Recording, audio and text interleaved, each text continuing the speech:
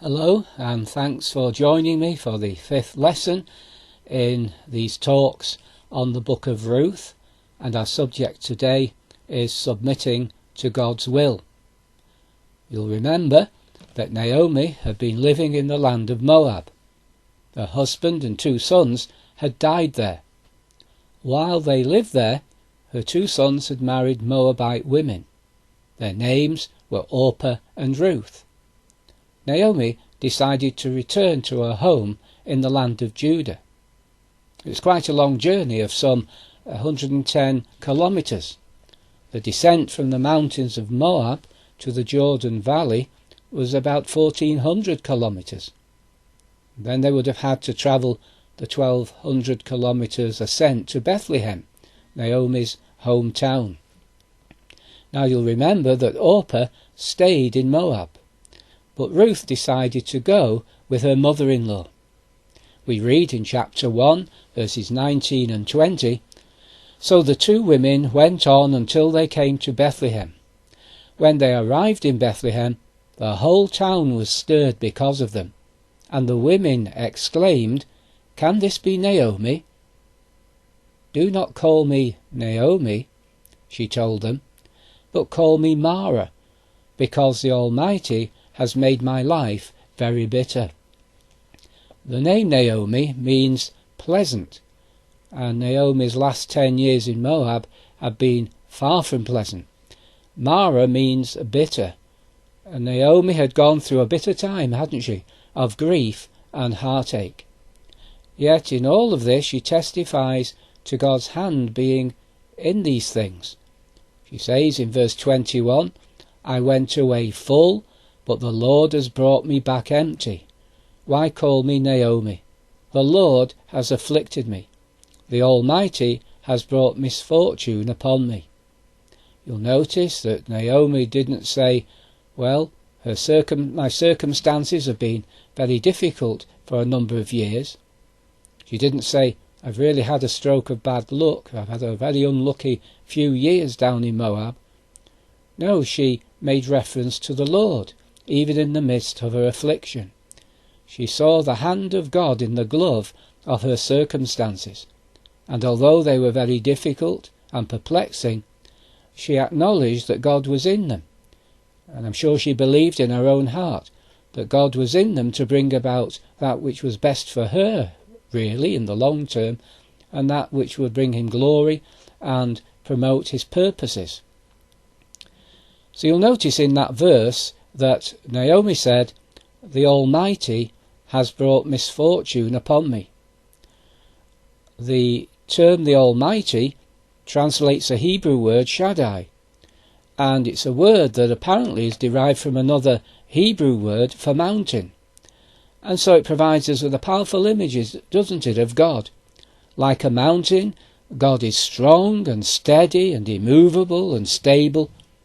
It refers to that which is dependable and solid and trustworthy. Naomi recognized God's sovereign activity in her life. She acknowledged that the Lord determines our circumstances, and sometimes they can be perplexing.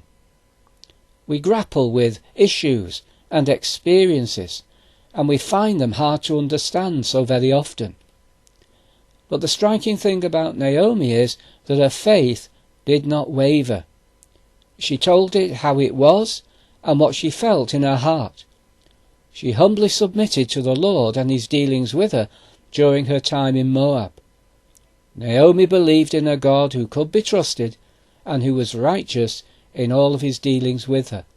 Even although the hand of God was against her, she said, and the Lord had afflicted her, and she'd gone through a bitter time, she never accused God of wrongdoing or stopped believing in him. She just trusted in the Almighty, this stable, reliable God, and the fact that he was going to work out what was good and right for her and for the outworking of his plans and purposes. So she says she went away full, but she came back empty. In all the changing circumstances of life, we do have an all-powerful God who can be trusted, even in those times when we feel that we're empty. One person put it very well when he said, "I thank God for the unseen hand, sometimes urging me onward, sometimes holding me back, sometimes with a caress of approval, sometimes with a stroke of reproof, sometimes correcting, sometimes comforting. My times are in his hands." And he's quite right. There are those times when there are correction, and there are times when we're comforted. But the Lord will bring comfort, for he is the God of comfort, isn't he?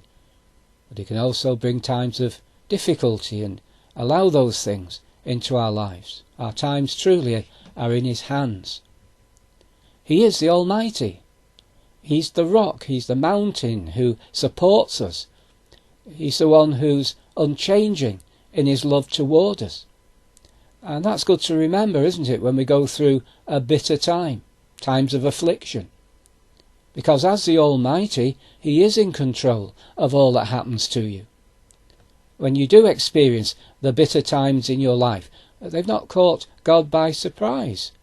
He watches over you during those times. And although he permits those trials to come into your life, he is indeed in control of them.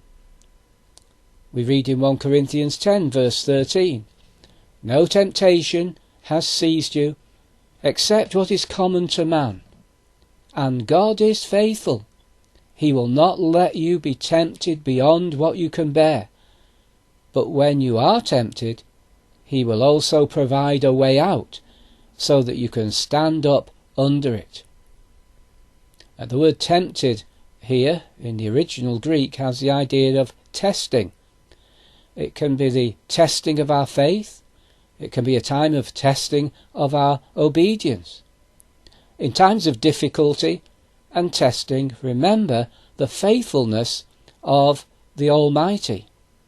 The words in that verse in Corinthians, "He will not let you," shows that he is in control. He must be in control. You're not the victim of chance or of circumstances. So God is able to draw the trial to a close and to deliver you from it, or to give you grace to bear it as that trial continues, that test continues. The fact that he promises a way of escape shows that God has the last word in the circumstances that you face. God can be relied upon. He will never fail you in your times of affliction. He permits them for a purpose, often best known to him. Hudson Taylor, the missionary to China, wrote a short poem, and he said this: "Ill that God blesses is our good, and unblessed good is ill, and all is right that seems most wrong, if it be his sweet will." Great insight there into the ways of God with you and I in those times of bitterness and affliction. What possible purpose then could God have in the afflictions that Naomi experienced? In it all, God had a purpose for the young Moabite woman Ruth. He needed to get Ruth to Bethlehem. Even Elimelech's failure to trust God in the famine and his mistake of taking matters into his own hands and moving to Moab was turned around, and eventually the Lord brought blessing out of it. He would fulfill his perfect plan.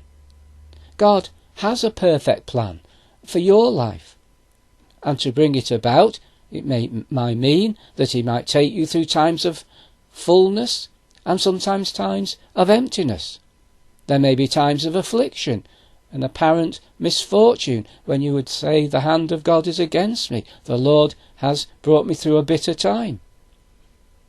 But at the end, God will bring to pass that purpose that he has for you and for permitting those circumstances in your life. We travel an appointed way. We read in Ruth chapter 1 and verse 22. So Naomi returned from Moab, accompanied by Ruth the Moabitess. Mission accomplished, because this would result in blessing and provision for Naomi and for Ruth, and would bring about another step in God's plan of salvation for the world. You see, Naomi had learned to read between the lines. There were the lines of her life experience, and there were those things that could be seen and observed in her experience. So there was the move to Moab, there was the tragedy of losing her husband and then her sons, there was the emptiness she felt and the long journey back to Bethlehem. But there were the unseen lines, the hidden hand, the story within the story. There was the unseen hand at work in the events of Naomi's life.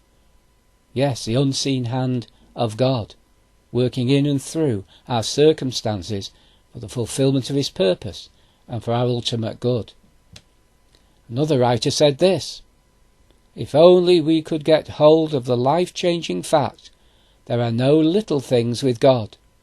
Your seemingly small trouble is of eternal importance to him at this moment. He has some lovely lesson in it for you. A lesson, if well learned now, will affect you eternally. If you and I refuse to learn it now, he still cares. The next time we fall to the ground, he will still be there. Encouraging words, aren't they? So we need to look for the lessons that God wants us to teach us through the problems that we have to deal with. These lessons are discerned by looking behind the things we can see with our eyes. It's seeing the Almighty in the afflictions. It involves recognizing the hand of providence in all the various experiences of life, whether good or bad, whether bitter or sweet. It is this that helps us to cope and provides us with a sense of purpose. Without this trust, life will seem merely a vicious circle of haphazard events without purpose or meaning. Naomi and Ruth arrived in Bethlehem, and they arrived at the time of the barley harvest. This means it was around April time. This was a providential time to arrive because workers would be needed in the harvest fields. This would be the very means that God would use to move the events of Ruth's life forward, and we'll see that in our next time together, in our next talk. Thanks again for joining me. I trust that's been an encouragement to you. Don't forget to subscribe, and then you'll be informed when there's another